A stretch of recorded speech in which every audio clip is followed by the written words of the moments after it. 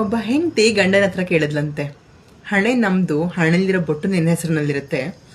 ಕೈ ನಮ್ದು, ಕೈಯಲ್ಲಿರೋ ಬಳೆ ನಿನ್ನ ಹೆಸರಿನಲ್ಲಿರುತ್ತೆ. ಕತ್ತು ನಮ್ದು, ಕತ್ತಲ್ಲಿರೋ ತಾಳಿ ನಿನ್ನ ಹೆಸರಿನಲ್ಲಿರುತ್ತೆ. ಕಾಲು ನಮ್ದು, ಕಾಲಲ್ಲಿರೋ ಕಾಲುಂಗ್ರ ನಿಮ್ಮ ಹೆಸರಿನಲ್ಲಿರುತ್ತೆ. ನಮ್ದು ಅಂತ ಏನೂ ಇಲ್ವಾ ಪ್ರಪಂಚದಲ್ಲಿ ಅಂತ. ಅದಕ್ಕೆ ಅವನು ಹೇಳಿದ್ನಂತೆ, ಇಡೀ ಪ್ರಪಂಚದಲ್ಲಿರುವಂತಹ ಎಲ್ಲ ದೊಡ್ಡ ದೊಡ್ಡದೇನ ನಿಮ್ಮ ಹೆಸರಿಗೆ ಮಾಡಿಸ್ಕೊಂಡ್ಬಿಟ್ಟಿದ್ದೀರಾ. ಪ್ರಪಂಚದಲ್ಲಿ ಭೂಮಿ ತಾಯಿ ಇದ್ದಾಳೆ, ಅವಳು ನಿಮ್ಮ ಹೆಸರಿನಲ್ಲಿದ್ದಾಳೆ. ಕರ್ನಾಟಕ ಮಾತೆ ಇದ್ದಾಳೆ, ಅವಳು ನಿಮ್ಮ ಹೆಸರಿನಲ್ಲಿದ್ದಾಳೆ. ಭಾರತ ಮಾತೆ, ಅವಳು ನಿಮ್ಮ ಹೆಸರಲ್ಲಿದ್ದಾಳೆ. ಪ್ರಪಂಚದಲ್ಲಿರುವ ದೊಡ್ಡ ದೊಡ್ಡ ನದಿಗಳೆಲ್ಲ ನಿಮ್ಮ ಹೆಸರಲ್ಲೇ ಇದೆ. ಅದೆಲ್ಲ ಯಾಕೆ ಸಿದ್ದರಾಮಯ್ಯನ ಸರ್ಕಾರನೇ ನಿಮ್ಮ ಹೆಸರಲ್ಲಿದೆ.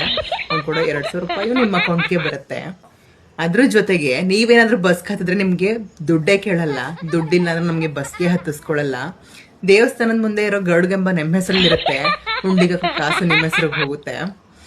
ಹುಲಿ ನಾವೇ ಆದ್ರೂ ಹುಲಿ ಮೇಲೆ ಹತ್ತಿರೋ ಚಾಮುಂಡಿ ನೀನೇನೆ ಅಂತ.